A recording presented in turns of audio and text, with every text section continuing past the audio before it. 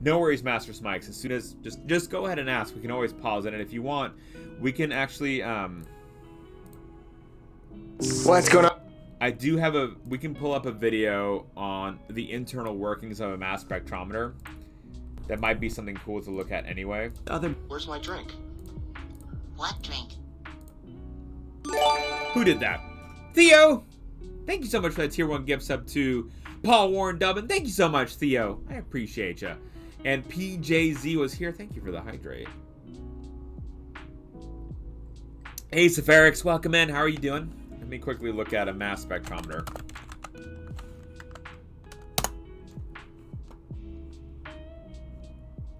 Here we go. This is very nitty-gritty on how this machine works. But maybe this will answer your questions, Mikes. No, Theo, thank you so much. Theo, we're having a big party tomorrow. Tomorrow is the big party. And we'll be doing a bunch of raffles, and we're going to have a good time. Graph answers it. Well, we're going to go ahead and watch the video anyway, Smikes, because I want you to smile.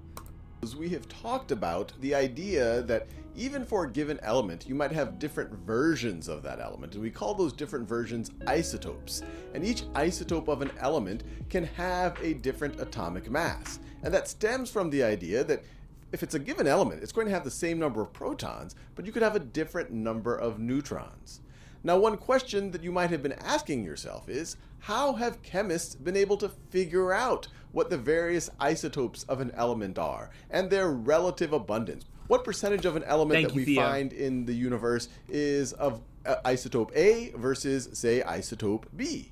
And the answer to your question is they use a technique known as mass spectrometry. I can never say it right. Mass spectrometry. Shorthand is mass spec. The thing is, I can't remember if he goes into, there are two kinds of mass specs.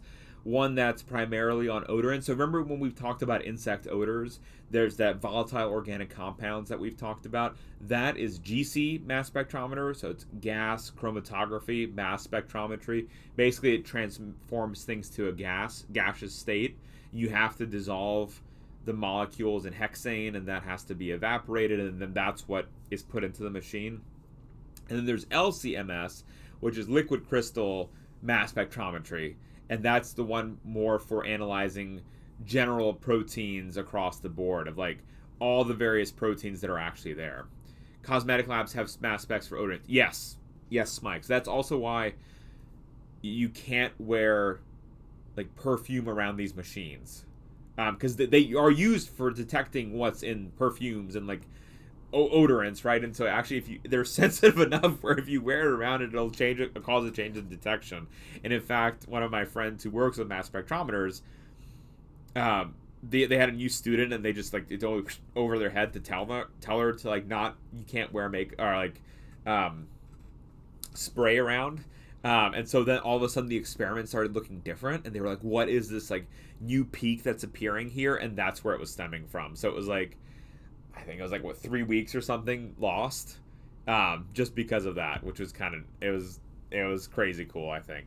NMD, thank you so much for that server boost. I really appreciate that. I forget how many boosts we're away from on the Discord to be able to have like more emotes. Oh, we're two boosts away, which will be quite exciting. I think we get a banner. We get a banner for the Discord page. And we also, which will look just nice that we have an actual banner. And then we'll also get, so NMD, the Nitro lets you do the animated emotes. It also lets us, when we do watch parties, it lets us stream in 1080p. And it lets us, other people use boost on the server as well, which lets us have more emote slots. And now if we get 2 more boosts, then we get even more emote slots and a little banner to go with the Discord channel, which would be kind of cool, I think. Thank you, NMD. Sometimes you'll hear the word mass spectroscopy, and they're essentially referring to the same idea. And what this technique is that you put a little bit of a sample right over here. Let's say we're talking about zirconium in this example.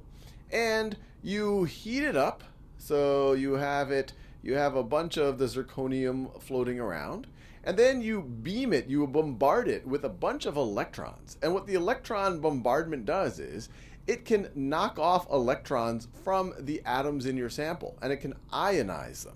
And by ionizing some of your atoms, they now have charge. And because they have charge, they can be accelerated through these electric plates. So now you have these ions, in this case of zirconium, moving quite rapidly through this chamber. And then they enter into a magnetic field. And a magnetic field, They might, Smikes. Neutrinos might mess with it. strong magnetic field can bend the path, can deflect ions with charge. I think I mean, I know the technique works, so I'm sure there's some way of like working around that. Seems a lot like a particle accelerator. It basically is. It shoots it into like a bunch of tubes, and then that is actually when it goes into the machine. If we see the actual, here we go. That's 7 minutes long. I want to see the inside of it. Here we go. This is from the actual company. Ions is strong enough to break molecules into individual atoms. Not individual atoms. It breaks it into different lengths. So it can be a series of chains of carbons.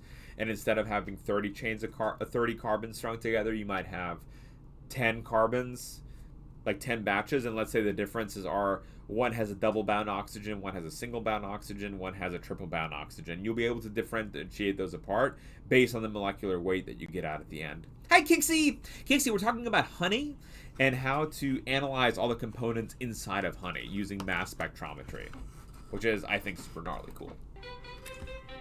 There are a lot of similarities between the technology that allows the capture of excellent photographic images and the technology that enables excellent LC-MS sample analysis. So this is the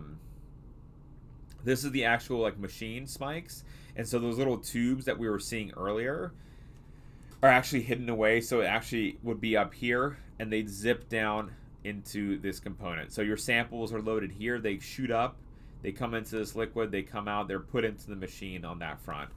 Can you put water in and split hydrogen and oxygen? I don't know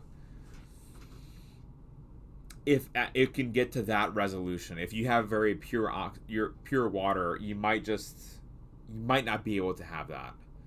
Let me ask Smikes. I can ask that from Michael. So my friend Michael is like my mass spec guru, who I always ask these questions from. I can ask him and see what he does. I know he does far more complex things. Like one of his craziest experiments was to take histones from what did Claire do, NMD?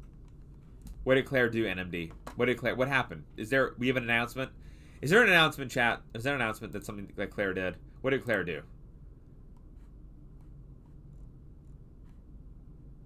Oh, I see. Claire put in the larva. Thank you, Claire. He's done one of the crazy experiments he does is to look at the histones, so the little molecules that DNA is wrapped around, of 20 different mammals and see how it relates to aging.